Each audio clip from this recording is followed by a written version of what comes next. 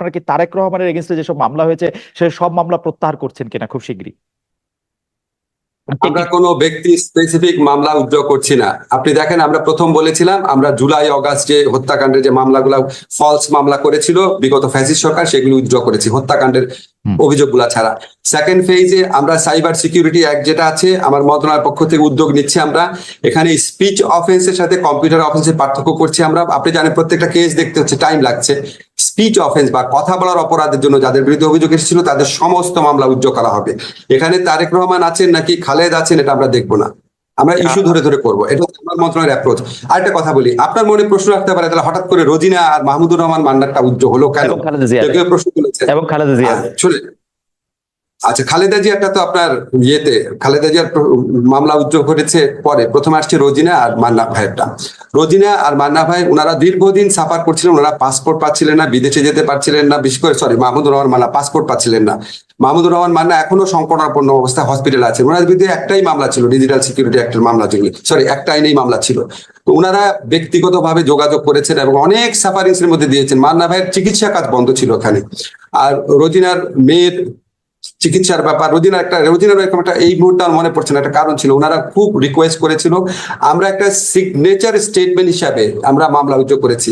আরো অনেক মামলা করেছি, আপনাকে এখানে বলে শেষ করতে পারবো না। যেমন ধরেন, আপনি মাহমুদুর রহমানের যে স্ত্রীর যে মামলার ব্যাপারটা ছিল, আমাদের অত্যন্ত শ্রদ্ধেয় সম্পাদক, ওটা আমরা করেছি, ওটা পত্রিকা আসে নাই। এরকম আরো আছে কিছু কিছু, যেটার জন্য জনজীবন অতিষ্ঠ হয়ে যাচ্ছে। ধরেন আপনার জীবন অতিষ্ঠ হয়ে যাচ্ছে, আপনি ওই মামলার কারণে বিদেশে চিকিৎসা যেতে পারছেন না, আপনার বাচ্চা পড়তে যেতে পারছেন না, আপনার বাচ্চাকে নিয়ে আপনি চিকিৎসা দিতে পারছেন না, বাইরে যাওয়ার অনেক প্রয়োজন তো থাকে মানুষের।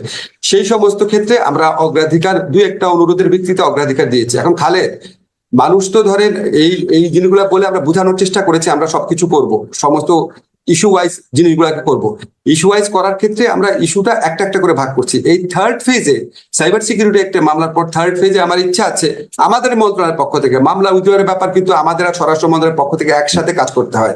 থার্ড ফেজে আমরা গায়েবী মামলাগুলো উইথড্র করার চেষ্টা করব, কারণ বাংলাদেশে একটা মামলার দীর্ঘ জট রয়েছে। গায়েবী মামলা উইথড্র হলে সেটার দিক থেকে লাভবান হবে। এবং আপনি জানেন এই গায়েবী মামলাগুলো এত অবিশ্বাস্য, এত হাস্যকর, এত গাঁজাখুরি ছিল, এটা উইথড্র না করা তো মহাপাপের মতো একটা ব্যাপার হবে। আমরা আপনাকে একটু বলি, আমরা ফেজ ওয়াইজ যাব, ব্যক্তি ওয়াইজ যাব না। ব্যক্তি ওয়াইজ যে দুই একটা ঘটনা দেখেছেন আপনি, এটা এক্সেপশন। বেগম খালেদা জিয়া একটা সেজন্য এক্সেপশন ছিল, তবে তারেক রহমান সাহেবের ক্ষেত্রে কোনো এক্সেপশন করা হচ্ছে না। বেগম খালেদা জিয়ার ক্ষেত্রে মামলা উইথড্র ব্যাপারটা আপনি কোনটা বলতে চাচ্ছেন? ওনার যে ক্ষমা করার ব্যাপারটা? জি, ক্ষমা করার ব্যাপারটা।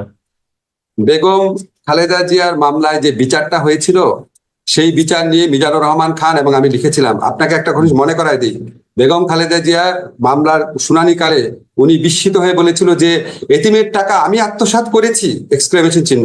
সেটাকে বিচারক লিখেছেন উনি এতিমের টাকা আত্মসাৎ করে নিজের মুখে স্বীকার করেছেন। আপনি চিন্তা করতে পারেন এই ধরনের বিচার হয়েছে ওনার ক্ষেত্রে। আরেকটা বলি আপনাকে, নিম্ন আদালত যে হাইকোর্ট যে সাজা দেয়, নিম্ন আদালত যে সাজা দেয়, সেটা আপনি কখনো শুনেছেন হাইকোর্ট বাড়িয়ে দেয়? হাইকোর্ট বাড়িয়ে দেয় আপনি শুনেছেন? এমনকি যারা জামাতে যেসব লিডারের শাস্তি হচ্ছে, সেই সমস্ত যুদ্ধ অপরাধীর ক্ষেত্রে দুই একটা ঘটনা ছাড়া বাংলাদেশের ইতিহাসে ঘটনা ঘটেছে। উনি শোনেন, পরে আমরা শুনলাম কি যেই বিচারক উনাকে জামিন দিয়েছিল দেখা উনার হাইকোর্টে অ্যাপিলেট ডিভিশনে এলিভেশন বন্ধ রেখেছিল, শাস্তি বাড়ানোর পর উনাকে এলিভেট করা হয়েছে। আপনি জানেন গত আমলে কিভাবে বিচার হয়েছে। উনার মতো নির্যাতিত মানুষ বাংলাদেশে কে আছে এই গত 15 বছরে? যারা মারা গেছে উনাদের কথা বাদ দিয়ে আমি জীবিত যারা পলিটিক্যাল লিডার আছে, আমি তো মনে করি উনার প্রতি, উনি যে এত বছর জেলে ছিল, উনার প্রতি চরম অবিচার করা হয়েছে। আমি সেটা সেম ওয়েতে একটু বলতো যে না সবাইকে নিয়োগ দিব, শুধু বিএনপির বা তারেক রহমানের লোক নিয়োগ দিব না, জামাতের লোক নিয়োগ দিব না। এখন একটা লোক ধরা যাক, আপনি আপনি আপনি জায়েদ খানের বিরুদ্ধে আপনি মামলা করতেছেন। এখন জায়েদ খান এই সরকারের সদস্য ছিল, তো এটা কিরকম? মানে কি আওয়ামী লীগের সাপোর্ট থাকতে পারবে না? আমি আপনি সাপোর্ট করি না, আমরা ওরা সাপোর্ট করতে পারবে না? আওয়ামী লীগের বিরুদ্ধে কি গণহত্যা হয়েছিল? আওয়ামী লীগের কি লোকজনকে 2 সপ্তাহের মধ্যে 1000 লোককে মেরে ফেলা হয়েছিল, 4000 লোককে অন্ধ করা হয়েছিল, 20,000 লোককে গুলি করা হয়েছিল, হেলিকপ্টার দিয়ে গুলি করা হয়েছিল আওয়ামী লীগের লোককে? এখন এই সমস্ত কাজ যারা করেছে, যারা এগুলিকে জাস্টিফাই করেছে, যারা এটার পক্ষে দাঁড়িয়েছে, তাদেরকে এই ছাত্র জনতার বিপ্লবের পর তাদেরকে আমি নিয়োগ দিব? আমি প্রেক্ষিতটা তো চেঞ্জ হয়েছে না। আচ্ছা ঠিক আছে, নিয়োগ দিয়ে